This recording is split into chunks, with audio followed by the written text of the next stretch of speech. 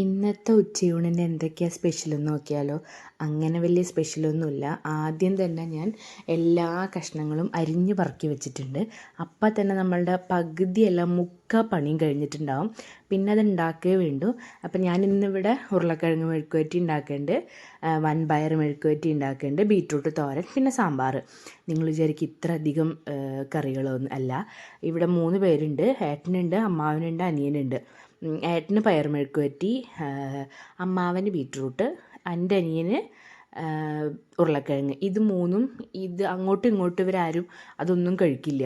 അപ്പോൾ ഒരാൾക്ക് ഉണ്ടാക്കി കൊടുക്കുമ്പോൾ ഒരാൾക്ക് ഇതാവുമല്ലോ, ഒരാൾക്ക് ഉപ്പേരിയൊന്നും ഇല്ലാണ്ടിരിക്കുമല്ലോ. അതുകൊണ്ട് ഞാൻ 1 2 ഒക്കെ എടുത്തിട്ടുള്ളൂ. അപ്പം ഞാൻ വേഗം ഉരുളക്കിഴങ്ങ് മെഴുക്കുവരട്ടി ഉണ്ടാക്കി. പിന്നെ പാത്രം ലാഭിക്കാൻ വേണ്ടിയിട്ട് ഞാൻ ആ ഉരുളക്കിഴങ്ങ് മെഴുക്കുവരട്ടി ഉണ്ടാക്കിയതിൽ തന്നെയാണ് ബീറ്റ്റൂട്ട് തോരനും വെച്ചത്. പിന്നെ ഞാൻ വേഗം പയർ മെഴുക്കുവരട്ടി ഉണ്ടാക്കാനായിട്ട് സവാളയൊക്കെ അരിഞ്ഞു. എല്ലാം ഈ എന്താ പറയുക, ആധികാരികമായിട്ടുള്ള കുക്കിംഗ് ഒന്നല്ല കേട്ടോ, തട്ടിക്കൂട്ട് പരിപാടികളാണ്. കാരണം എൻ്റെ അലക്കലും പിടിക്കലും എല്ലാം കഴിഞ്ഞ് വന്നപ്പോൾ തന്നെ മണി ഒരു 12:45 ആയിട്ടുണ്ടായിരുന്നു. അപ്പോഴാണ് ഞാൻ ഇതിന് വേണ്ടിയിട്ട് കയറിയത്. അപ്പോൾ ആദ്യം തന്നെ ഇങ്ങനെ കഷ്ണങ്ങളൊക്കെ അരിഞ്ഞ് വെച്ച് കഴിഞ്ഞിട്ടുണ്ടെങ്കിൽ പിന്നെ വലിയ ബുദ്ധിമുട്ടില്ല.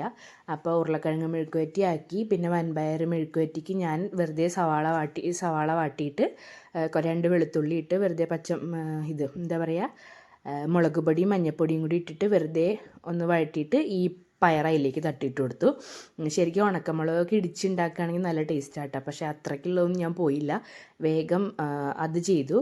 പിന്നെ ബീറ്റ്റൂട്ടിൽ കുറച്ച് തേങ്ങയും പച്ചമുളകും കൂടി എന്താ പറയുക, ചതച്ച് ചേർത്തു. അല്ലാണ്ട് സവാളയൊക്കെ വാട്ടിയിട്ട് സാധാരണ ചെയ്യണ പോലെ തന്നെ. പിന്നെ അതിൻ്റെ ഇടയിൽ കൂടെ ഞാൻ സാമ്പാർ വെക്കുന്നുണ്ട്. സാമ്പാർ ഇവിടെ എല്ലാവർക്കും ഭയങ്കര ഇഷ്ടമാണ് കേട്ടോ. ഭൂമിക്കാണ് ഏറ്റവും ഇഷ്ടം. അപ്പോൾ ഭൂമി അംഗനവാടി വിട്ട് വരുമ്പോഴത്തേക്കും ഭൂമിക്കും ചോറ് കൊടുക്കാനായിട്ട് സാമ്പാർ ഉണ്ടാവും.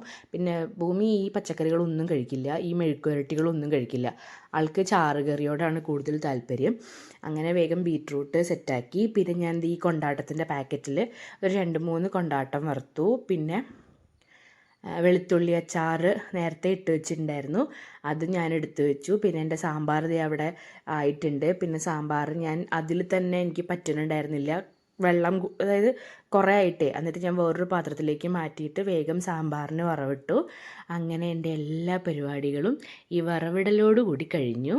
അപ്പോൾ വേഗം തന്നെ ഞാൻ അതൊക്കെ ഓരോ പാത്രത്തിലേക്ക് ആക്കി വെച്ചു. അവർക്കൊക്കെ ഊണ് കൊടുത്തു, കൊണ്ടാട്ടം വറുത്തു, ബീറ്റ്റൂട്ട് തോരൻ, വൻപയർ മെഴുക്കുവരട്ടി അതൊക്കെ ഉണ്ടാക്കി. പിന്നെ ഞാനും കഴിച്ചു.